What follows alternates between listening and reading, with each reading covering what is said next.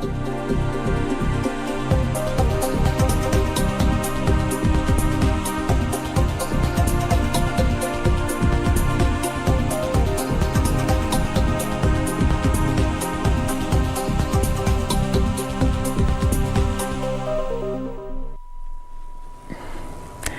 morning, and thank you for creating time for News Check this particular morning. Of course, I know you're wondering, on Mondays we usually have what we call Sports Check, but courtesy of the busy weekend that has been, we are doing this specially just to also look at the state of politics in the country. The first hour we treated you to a bit of sports, and of course in this second hour we're also taking time to just look at what is happening in the country, politically speaking. Just 21 days to the August polls, and that means that Sports Check has taken a bit of a break, but next Monday we resume our normal programming. We'll be having Sports Check for 2 hours. But for now, we want to dissect what has been shaping conversations on the campaign trail, just days to the August polls, and we're looking at the succession politics in the country, both the national level and the county level. And of course, just to look at the key highlights of this race, with me this morning, I'm having a sit down with two gentlemen, and just to allow me to introduce them. Sitting on my far left, I'm having this morning John Mark Ababu. John Mark, he is the president of Bunge la Mwananchi, and of course plays a pivotal role in the Youth League at the Kenya Kwanza Alliance. Thank you for creating time for us this morning. And also we're having Ken Amondi. Ken Amondi is an advocate of the High Court and a political analyst. Thank you for creating time for us. Thank you, thank you. All right, so we start this by just looking at the days that are left, 21 days to be specific, 3 weeks to go to the August polls. Just assessing our state of preparedness, both as an electorate, as the political candidates who are vying for different political seats, and also the referee, the Independent Electoral and Boundaries Commission. I want you to look at those three key aspects in terms of preparedness for the August polls and tell us where we are at from your assessment. Let me start with you, Ken. Thank you. I think around 21 days, 23 to the election, this can be described as the penultimate stage, at least from the perspective of most of the Kenyan voters. They have decided for whom they shall be casting their vote. Of course, except for a few, some tiny percentage described by the opinion polls as the undecided, who may be waiting for, certain yardsticks, maybe the presidential or gubernatorial debates. But more or less, I think Kenyans have already made their mind in terms of how they will vote and who they shall be voting for.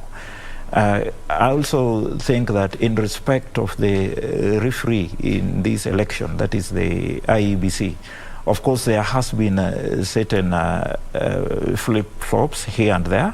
For example, on the question as to whether the manual register ought to be incorporated, which I found to be rather interesting, because this is a question that has already been settled in law. It's in the Act, so that in as much as the core register we know is the electronic, but the backup must be there, the manual register, so that, one would ask why that would even be an issue in the first place, but it's good they gave a clarification that the law shall be sustained, as it were. So that, in a sense, I think we are on a good trajectory heading to the elections. The only thing that I would wish to say and add is the fact that in the end of the day, Kenya shall remain. We'll have election, like President Kibaki used to say. The election is just one day. You'll go there, you'll cast your ballot, and after that, life will go on as normal. It's not life and death. Let us dissect the policies, which I believe so far we've done, and vote for the correct persons to be in office. Yes. All right, well said. So, John Mark, 21 days to the August polls. Looking at those three critical players in this election, what would you say in terms of our level of preparedness to go for this election?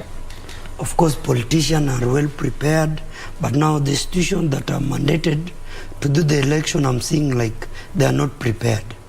Why am I saying so? Because institutions like KBC, instead of them dealing with the issue like civic education, they are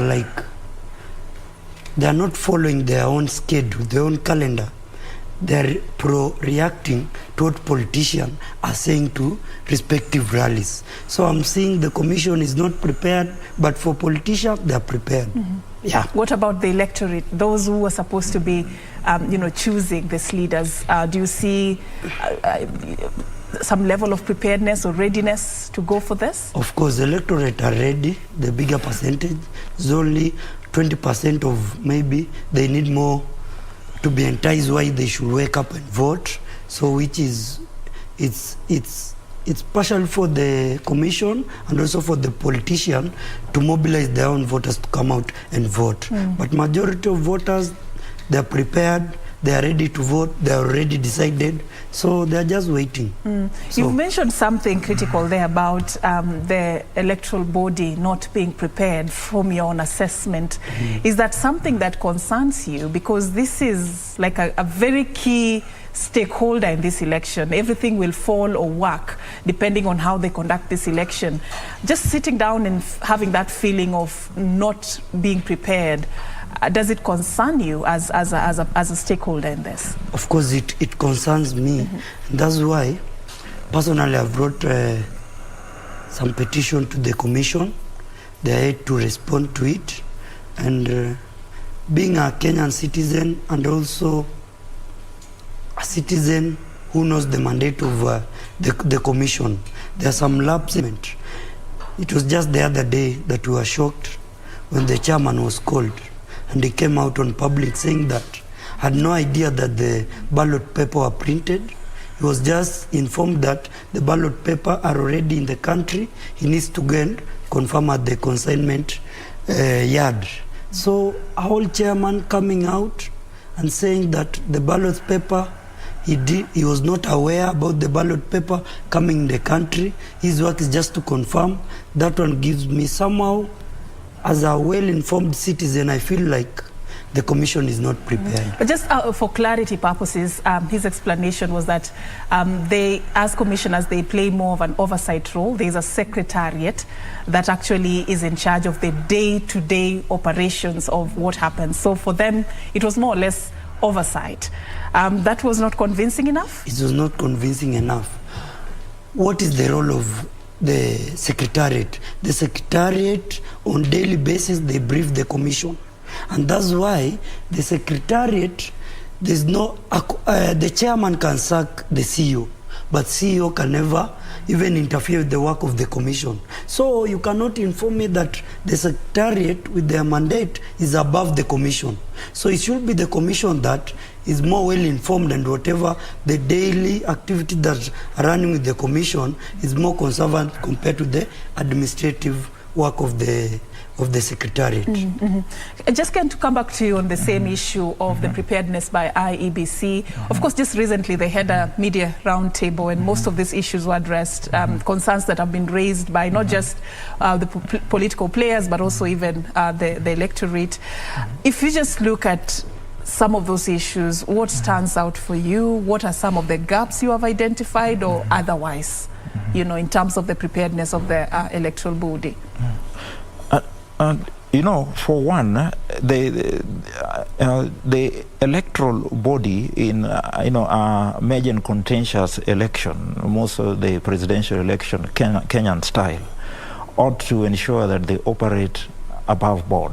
Why? Because when any of the parties start raising question marks, then you lay a fertile ground for the rejection of the election results, which is, a wanting scenario which would really, as a country, not wish to head there. And so that it really behoves the Electoral Commission to ensure that all the steps that are set within the laws and regulations are, met, within the requisite timeframes. For example, there is this question of the company that was procured for purposes of, I think, preparation of the KIEMS kits, which, as it were, are core insofar as the electronic transmission of the results are concerned. And we are all aware that the nullification of the presidential election results of 2017 was purely because of the question of the transmission, the fact that the commission then would not account for the numbers, the fact that, as it were, notwithstanding the fact that there were orders from the Supreme Court, the server was actually not opened, in fact, to date, because of some queer, reasonings that were submitted to the court. So that 5 years down the line, we can still find ourselves in a scenario where question marks are being raised in respect of the company that has been, given the mandate to, as it were, hold that sort of election. And there are a lot of question marks that have been raised. Of course, the commission answer was also, I don't know if I can say it's reasonable, simplistic, but the argument was that, it went through the requisite processes, through the public procurement procedures and the legalities. There were the appeals all the way to the High Court, and the matter was settled. But then you see someone would ask about the question of due diligence, which even the commissioner itself would be expected to undertake in respect of a company that would do a task of that nature, so that if certain question marks would be raised about how they've performed in other countries, the fact that their kits ordinarily end up failing, so that you would then ask, would that same scenario also replicate in Kenya? So I think those are issues that really would cloud my mind. Of course, I'm also alive to the fact that as a country, at times, before we even start criminalizing the commission, we suffer from what I would describe as, we don't trust each other. We just don't trust. Kenyans ordinarily don't trust each other, to the extent that you can't trust a fellow Kenyan to prepare a ballot paper, to prepare KIEM's kits. It has to be done elsewhere. It has to be done elsewhere in Greece. And yet, for a long time, De La Rue is here, and we make the legal tender by ourselves, which is much more value. So, that trust deficit that we have as a nation, I also believe, in as much as I'm not saying that IEBC is 100% perfect, but we shift a very, much more higher and queer burden on the IEBC, such that at times. Is it a fair burden, though, John Mark, just to come to you, just to build up on what you said, the issue of trust. And we know that in this country we are still we have a long journey before we can get to the point where we can trust each other with some of these processes. And also looking at politics as something that is about interests. So IEBC is in charge of a process that is bringing together people with different interests and ideas. Is it fair to expect that the commission is going to address all the issues and satisfy all the stakeholders and do as every other person expects them to do, so that at the end of the day we say, now we are okay, we are satisfied? Is it even fair to expect that of the commission? No, it's not. Because now in the commission also, when the commission, as much as we are saying that it's an independent commission, each and every political player has an interest. And more so, I saw the other day the commission coming out. It was like the chairman, whatever the press briefing he gave out, he went ahead and asked the other commission, are we okay, are we satisfied? So it's like the same commission, there's still the division in the same commission, to an extent that they don't have the confidence with whatever the chairman gives out, the information the chairman gives out. And maybe it's because the commission was chosen basing on the political parties or betting on the political interest. Who are you representing? Whose interests are you representing? So it goes a point where, as much as you are independent, but you must capture the interests of some political parties and political interests. So we are still far for us to trust each other. Maybe give ourselves maybe 50 years to come Wait and see. I actually did see that coming. 50 years. Some of us, how old will we be? I mean, we want to see that change today, not 50 years to come. Yeah. But just to close that matter on IEBC, so the way forward now, what is it for IEBC to give that assurance that it is in a position to conduct a free, fair and credible election? What will it take? What is it that you want to see the Commission do in the next 21 days? I'll get a cocktail of both your responses. Let me start with you, Ken. I think regular briefing is very important, so that it does not turn out that I mean, it's the players, the major players, the political parties that have to raise issues so that you respond. You ought to be ahead of the pack, and I believe they could easily do this through regular briefing. Of course, the question that we've talked of, and which my colleague has just raised, the trust deficit by Kenyans. I think we really also need to come to a level where the Commission does the much that is expected of them, then we must have that element of trust to our institutions. But if I could ask, I mean, if I could point out, and most Kenyans who don't believe, in a country like the United States, they have nothing like an electoral commission. Yeah. In fact, in respect to the presidential votes, you'll be shocked. The body that is tasked with the responsibility for watching for presidential election results in respect of the states are the state governments. So that, for example, if it's let's say Illinois, for example, the Secretary of State, in respect of that particular state, he may be Democrat or Republican, is the person that would, at the end of the day, be validating and declaring the result.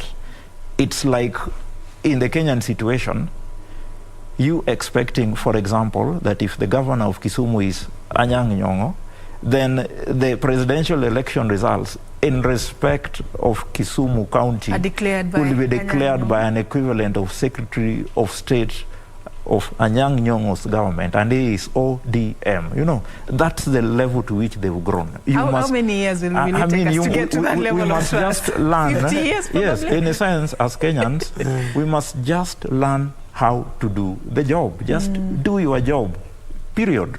And do things right. And do things right. All right. Yes. John Mark, what do you want to see IEBC do with the remaining 21 days for you to get that assurance that the electoral body is ready to conduct a free, fair and credible election? First, they should untag themselves from politicians, and they should come out very clearly and boldly and giving out an independent statement, not responding to politicians. Politicians are there to politic. But as an independent commission, let them come out very clearly, let them come out strongly and giving more confidence to the voters and to Kenya as large. Why am I saying so? It was just yesterday we saw the wife to our beloved chairman of the IBC coming out and saying that, she was saying that the husband, currently we should pray for the husband. So you can imagine already the wife to the chairman has already come and alluded that there is tension in the country. So you should pray for the husband. Really, I mean, so, prayers are important anytime. But you know, there's a lot on his table anyway. It's true. But now the chairman has been there for the last 7 years. We have never heard her coming out saying that we pray for the husband. So what is unique now? We are with 21 days, she comes out to public. Let's not go even that direction. But of course, we do understand that there's a lot on his table right now. And of course, anybody needs prayers if you're in charge of such a docket. But let's those are alarming statements. Prayers is alarming. Prayers is alarming. Anyway, so I want us to move to something else that you know, as a trend that we are picking up on the campaign trail as well, on the opinion polls, something that has also formed part of the conversations about the 2022 general election. And recent polls, one by TIFA research firm, shows that Raila is leading with about 42% compared to Deputy President William Ruto at 39%. These were released just recently. And we have one by another firm, Infotrack, whose results were released earlier in this month of July, showing that Raila Odinga still is leading with 43%, followed by Deputy President William Ruto at 37%. And just to quote Tom Wolf, a lead researcher at TIFA, he says that the other two presidential candidates, that is George Wajakoya of the Roots Party of Kenya and David Mwaure of Agano Party, are also gaining popularity across the country, so much that neither Raila Odinga or Deputy President William Ruto will win in the first round. You know, when we see these numbers, there are things we read from them, and I want to hear from both of you. You know, opinion polls showing that Raila Odinga is leading by a narrow margin compared to Deputy President William Ruto, and also something that we should not miss is the fact that Professor George Wajakoya and David Mwaure of the Agano Party are also gaining popularity. You know, what is it that you're reading from this? Let me start with you, John Mark. Opinion poll are there to give projection of what we expect. So is this what we should expect from where you sit? No, but they have just projected, and we still remaining with 29 days. So politics is dynamic. Anything can change within the 14 days or 21 days. So I'm seeing a situation where maybe we can go for a rerun, as you have said, a situation where maybe the two, maybe Wajakoya and Bishop Mwaura, gain, maybe their percentage goes to an extent of 11 to 12%. So be it Raila or the Deputy President will not have garnered the 50+1. So I'm seeing a situation where we are going for a rerun, and I don't know if as a country and as a commission they are ready maybe for the rerun. Yeah. Good question, Ken. Looking at these numbers we receive from the opinion polls, is it a projection of what is likely to happen in August? Yeah, you know, it all depends about the efficiency of the particular opinion polls. And I think from our history, somehow, I think that TIFA, that's the one by Tom, has consistently been, you know, known to give what can be said to be fair. By that I mean in the sense that in the end of the day, it turns out that his projections, I mean, the results somehow mirror his projections. And I think the same somehow can also be said of the other one by, it's called? Infotrack, yeah. I think they've been the two leading on, given the last maybe 3 elections that we've had.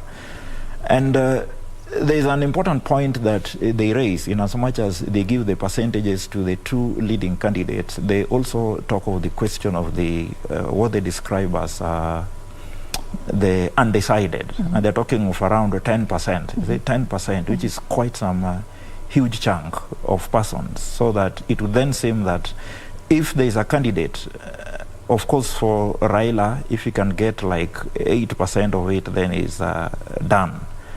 Of course, because the range falls within the margin of error, it then means that any of the candidates can, you know, win based on how they tap into the undecided votes, yeah. Though what is important as of now from their projection is that Raila, you know, seems to be at the front, which I think is a fair projection. And why do I say so? Of course, for a very long time in the campaigns, for all indications were that Ruto was ahead of the pack. But I want to honestly believe that the choice of the deputy somehow it, you know, it dampened the campaign. And I think by choice of deputy, you mean the entry of Martha Karua as the running mate? Yes, and Gachagua for William Ruto. Okay. Because I think there's a sense in which the entry of Martha Karua somehow ignited, you know, there's a base that were just not, they literally lost hope in the country's politics. It was like, whoever wins, these guys are just the same. But you see, with Martha Karua, given the history, given the track record, there's a sense in which someone can trust that, look, with this lady over there, somehow the war on corruption will be, you know, it will be taken seriously. And one thing we all appreciate is that the major problem that we have as Kenya is corruption, nothing else. So that when you introduce a running mate who, and given the fact that it's clear that if Raila was to become the president, Martha Karua would be heading the justice docket, then there's a sense in which a good number of people would then feel safe. And I think that's what has brought that edge by Raila over, William Ruto. Yeah. John Mark, what do you think, though? He has tried to put some level of justification to the numbers. I don't know from where you sit. How do you explain 42% for Raila Odinga vis-a-vis 39% for Deputy President William Ruto? That's according to TIFA and Infotrack. 43% for Raila Odinga, Deputy President 37%. And in fact, just to go on there, Raila Odinga's popularity has increased by 1% and Ruto's has gone down by 1% from 38% last in the previous month. This is according to the Infotrack CEO Angela Ambitho. How do you explain this from where you sit? Is it a projection that could likely happen? Does it make sense from where you sit? It makes sense, but from both opinion poll, I would wish maybe if they would narrow it down to where they're talking about the 10% undecided, from which region, which region are they basing? Because you cannot tell me maybe from the Rift Valley, let me say Rift Valley, Nyanza, and Central, and maybe the eastern part, that there are some people who are still undecided. So I would maybe take TIFA more seriously if they would narrow it down. To what extent are they at the 10% undecided vote? Are they? So that where they are located, where they are located, and why. They should at least give some factors why they are undecided. You understand? So I'm seeing maybe this opinion poll, to some extent I agree with it, but now politically I'm seeing is like they are sponsored opinion poll to project what whoever sponsored the opinion poll is trying to send a message, so that when the outcome comes, there's a base to defend that there were already projection that Raila would win, Ruto will be the second by this time, maybe there will be no rerun because of the 10% that has been left there undecided. So I want them to come out clearly, the 10% of undecided, where are they coming from? But do you agree that there could be a big chunk of people who are looking at this election and they've not made a decision yet as to which direction they will go politically? No. You feel that everybody has already made a decision? Everybody has already made a decision. Basing on that, we vote basing on tribal lines. So you can't tell me that people from Western, they are still undecided. Guys from Coastal are still undecided. They already have their small kingpins, which we call them their small gods. They already given them direction. So that 10%, I need to be explained more at which region is the bigger country of the undecided vote. Ken, what do you think? Is it important to identify which regions the undecided vote is? And also, he's making some weighty remarks about, Kenyans voting along tribal lines and political, did you call them gods or? The political kingpins. Yeah. I mean, these are things we shouldn't ignore. What is your comment on those? Yeah, that may be true to some extent, but let me put it like this. You cannot disabuse the notion that we may have some undecided characters. And secondly, also, you cannot just assume that everyone would vote on based on tribal inclination. I mean, things are somehow changing. Let me give you some very basic example. In fact, the Nairobi gubernatorial race is just the classic example. Under ordinary circumstances, and knowing our tribal arithmetic as a country, I think with Igathe as the Azimio candidate, given our tribal arithmetic, one would not expect that Sakaja would be topping opinion polls. Yeah. So that to that extent alone, you realize there's something. There must be something which Kenyans are interrogating, and they're saying no. I mean, this guy may be from my tribe, but, you know, the same also goes to, you know, if I would borrow what he said, the tribal leanings of Azimio vis-a-vis the tribal leanings of Kenya Kwanza. Yeah? If we were to use that picture, I tell you there would be no debate at all as between Igathe and Sakaja who should win that election. I believe Igathe should be at 50%. But because there are certain fellas who are raising certain other issues which are beyond tribe, that is the reason as to why you would find Sakaja hovering above Igathe. And so I honestly believe that, you know, there are actually persons who are still undecided in this race. And in fact, that's what informs the percentages that are even earned by the likes of Professor Wajakoya, because how would you even explain it? It's because there are certain Kenyans somewhere who've just, you know, lost hope with the system as it currently stands. They want quick and straightforward and workable solutions. There are certain Kenyans who honestly believe that, you know, whichever system comes in place, corruption will still be there, so that when Professor Wajakoya says we shall hang them, then the person believes, now this one somehow will work. You know, like, you know, the question of bang, I have a queer, it's a queer solution, but I mean, because the mathematics adds up, you know, so that there are Kenyans who are really interrogating some of these issues. And if you look at it from that particular context, it is indeed true that there are people who, you know, you can't tell, they are still waiting for certain other clarifications, maybe in terms of further campaigns in particular areas by the parties, maybe in terms of presidential election debates, so that they'll have the candidates really do more clarification. Yeah. Yes. How should the key players in this election look at this? John Mark doesn't seem to agree, so this question will not be will not really go well with him. But let me just stay on you. How should the key players in this election look at this 10% undecided vote block going forward with the remaining 21 days? What is it that they should do to speak to this vote block, to influence anything if they have to anyway?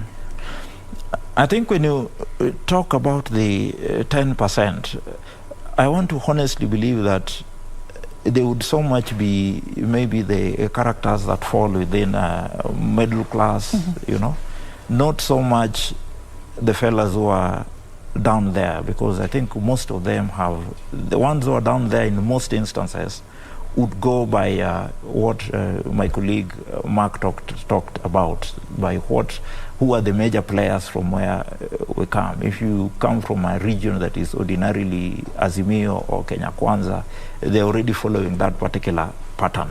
But I want to believe that this 10% would be the urbanites, they would be the middle class, who would then really want to be further clarification in terms of the policies, how and even how serious are you in terms of execution? Are you just talking? And that's why I tend to think that the debates, the presidential and the running mate debates would really be key, so that I think the persons, I mean, the major parties should not take this debate for granted. There are characters who would be swayed by this particular, the debates. And if I recall correctly, I can remember in, I think it was 2013, the 2013 presidential debate between Raila Odinga and Uhuru Kenyatta.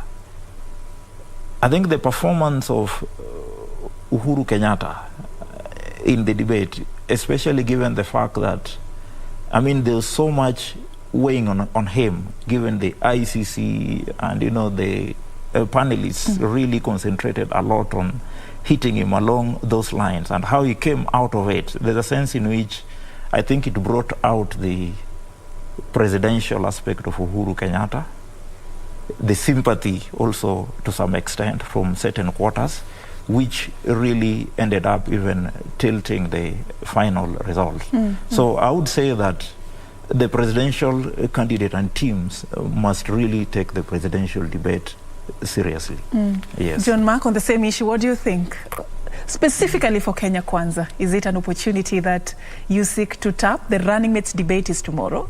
Of course. There is a presidential candidates debate upcoming also as well. That is a joint media production. Is it an opportunity that you seek to tap as Kenya Kwanza? Of course, it's an opportunity. And tomorrow, you know, there have been a lot of media, social media going around. How our deputy has affected us. We want to see him coming out clearly tomorrow, maybe explaining to us some of the questions that has been raised against him. So we expect tomorrow our deputy, Mr. Gachagua, coming out to show who is Gachagua, what he tends to do when he gets the seat as the second in command. So we expect him to shine tomorrow. But more so... So is that a confirmation that... No, I can't confirm at my level. I can't confirm. That one. Okay. Leave it to the party organ and the party hierarchy. But now, of course, as the support of Kenya Kwanza, I expect him to attend. Why not? He should attend. But now he has raised an issue concerning, I don't know, how the Nairobi gubernatorial factor has really changed from the tribal dynamic to now what Nairobians want to hear. You know, most of the middle class are based in Nairobi, and Nairobians are well informed. That's why you see they're not really voting on tribal lines, but they want to hear what are you doing for us. Besides telling us you are a Kikuyu, besides telling us you are a Luya, besides telling us you are a Kamba, you need to go beyond telling us what you'll do for us. And that's why you see the opinion poll in Nairobi somehow changing from now the normal political tribalism now to issue-based politics. So that's to some extent, you agree with the opinion polls? A small percentage, 3%. Just trying to get you clearly, because earlier you had issues with these opinion polls, and you said you alleged that some of them are politically sponsored to suit certain people.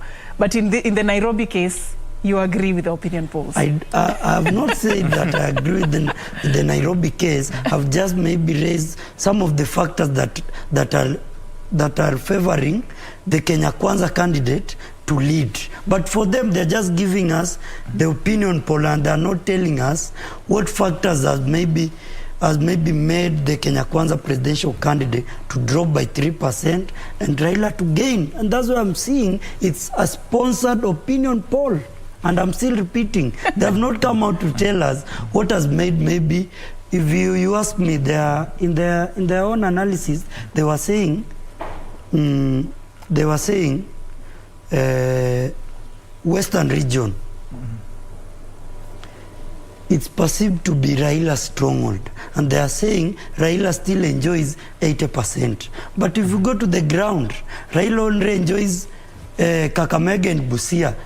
Other areas, there are strong Kenya Kwanza zones. And if you compare even the margin of... Is there a substantial opinion poll that is based on facts that you can use to counter whatever opinion poll you're quoting? That yes. Kenya Kwanza has conducted, to show that the region is actually solidly behind Kenya Kwanza? Basing on, we go to the popularity of the party.